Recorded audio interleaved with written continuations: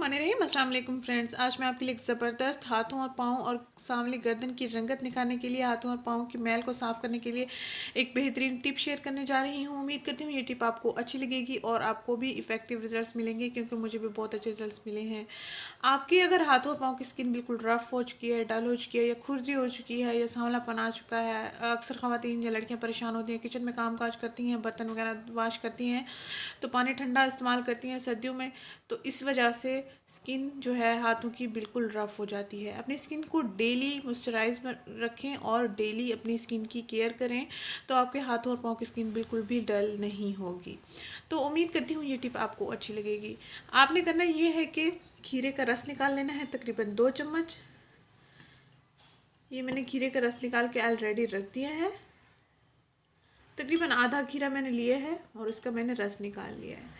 और इसके बाद एक बड़ा चम्मच आपने राइस फ्लोर लेना है, यानी कि चावलों का आटा लेना है।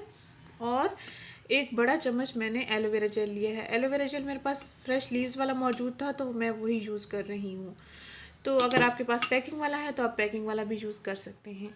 इन तीनों चीज़ों का आपने मिक्सचर तैयार करके अपने हाथों पर लगाना है, अपने पाँव पर लगाना है और गर्दन पर लगाना है। ये आपको 100% इफ़ेक्टिव रिजल्ट्स देगा। और अगर आप चाहें तो उसका डेली भी इस्तेमाल कर सकते हैं, कोई भी इशू नहीं है।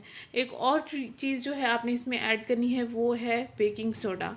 2 से 3 चुटकी आपने इसमें बेकिंग सोडा ऐड करना है, जो कि आपके स्किन जो है उसको नेस्ली ग्लोई बनाएगा। उम्मीद करती हूँ ये टिप आपको पसंद आएगी और आपको रिजल्ट्स भी अच्छे मिलेंगे।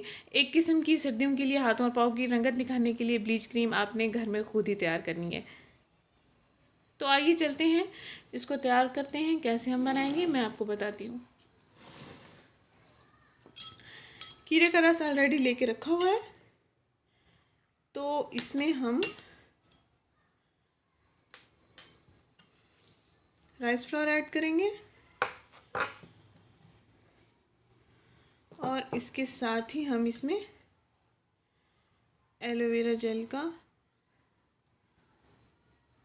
मिक्सचर ऐड करेंगे।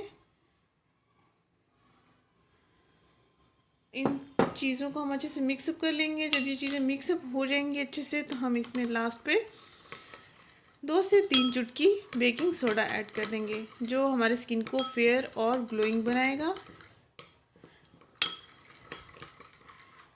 ये आपकी मैल को साफ़ करेगा और आपको बहुत अच्छे रिजल्ट्स मिलेंगे पहले ही इस्तेमाल से।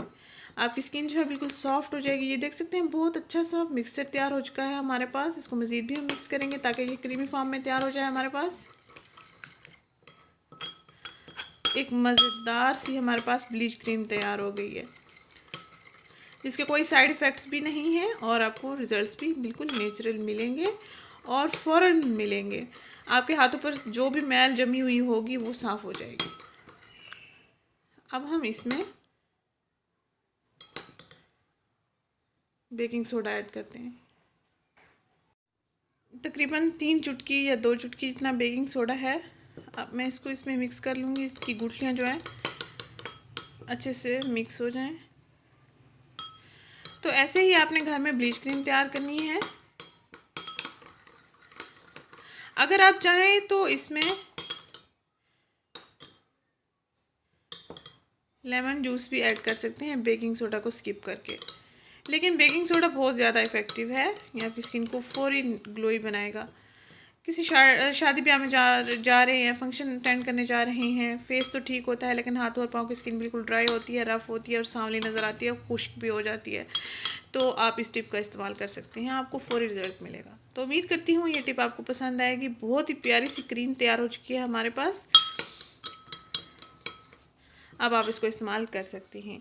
अपना एक्सपीरियंस कमेंट बॉक्स में मेरे साथ लाजमी शेयर कीजिएगा। मिलते हैं नेक्स्ट वीडियो में। मेरी इस वीडियो को लाइक करना, शेयर करना, मेरे चैनल को सब्सक्राइब करना बिल्कुल मत भूलिएगा। Thank you. अल्लाह हाफ़िज़।